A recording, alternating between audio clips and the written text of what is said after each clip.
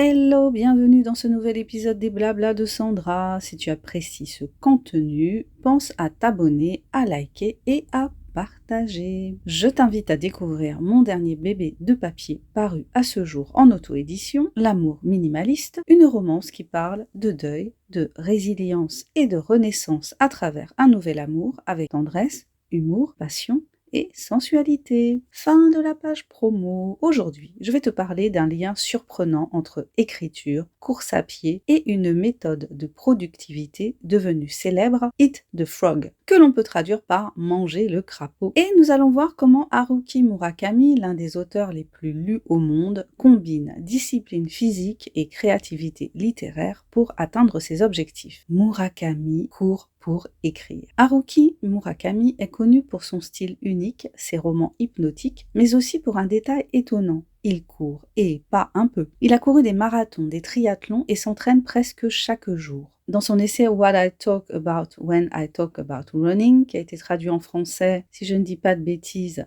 par Portrait de l'auteur en coureur de fond, il explique que écrire et courir reposent sur les mêmes qualités. Régularité, endurance, patience et surtout la capacité à répéter la même tâche jour après jour. Murakami raconte qu'il écrit environ 4 à 5 heures le matin, puis il part courir 10 km. Et il dit une phrase magnifique, « La douleur est inévitable, la souffrance, elle, est optionnelle. » Ce qu'il veut dire, c'est que pour créer, il faut accepter l'effort. L'effort physique l'aide à maintenir l'effort mental. Chaque kilomètre devient une métaphore. Avancer, même lentement, c'est avancer. Eat the frog. Avaler le crapaud en premier. La méthode Eat the Frog, popularisée par Brian Tracy, dit simplement ceci. Commence ta journée par la tâche la plus difficile. Le crapaud, c'est ce que tu redoutes. Écrire la scène compliquée, réviser un chapitre, faire une séance de sport, répondre à un mail difficile ou simplement se lever plus tôt pour écrire. Pourquoi ça fonctionne? Parce qu'on a plus d'énergie et de volonté le matin. Si tu fais la tâche difficile en premier, tu élimines ce qui te stressait et tout le reste semble plus léger. C'est exactement ce que Murakami fait. Il se lève tôt, il écrit quand son mental est le plus clair et ensuite seulement il passe à la course. Le point commun, construire un rituel. Que l'on parle de Murakami ou de Eat the Frog, l'idée centrale est la même. La clé n'est pas la motivation, la clé c'est le rituel. Quand tu écris, comme quand tu cours, tu n'es pas motivé tous les jours. Tu n'as pas toujours envie. Parfois tu te demandes pourquoi tu fais ça. Mais si tu instaures un rituel, même simple, ton cerveau finit par comprendre. À cette heure-là,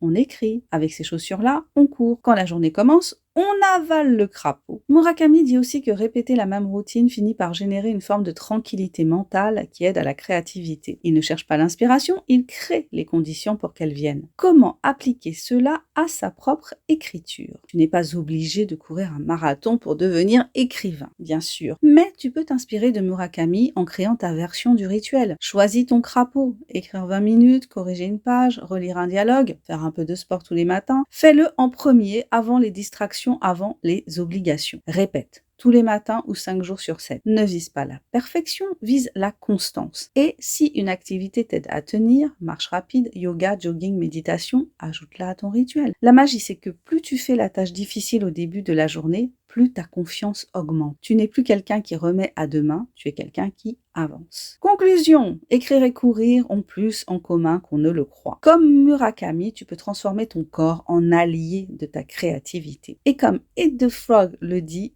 commence par ce qui te fait peur et tout le reste devient plus simple. Merci d'avoir écouté cet épisode des Blabla de Sandra. Si tu as aimé cette réflexion, n'hésite pas à partager ce podcast et à me dire quel est ton point de vue sur la question. À très bientôt pour un nouvel épisode des Blabla de Sandra. Allez, abonne-toi, commente si tu l'oses, like et partage. Participe au bruit du monde de l'auto-édition et pense à découvrir mon dernier bébé de papier paru à ce jour, L'amour minimaliste, une romance qui parle de deuil, de résilience et de renaissance à travers un nouvel amour avec tendresse, humour, passion et sensualité. Bye bye!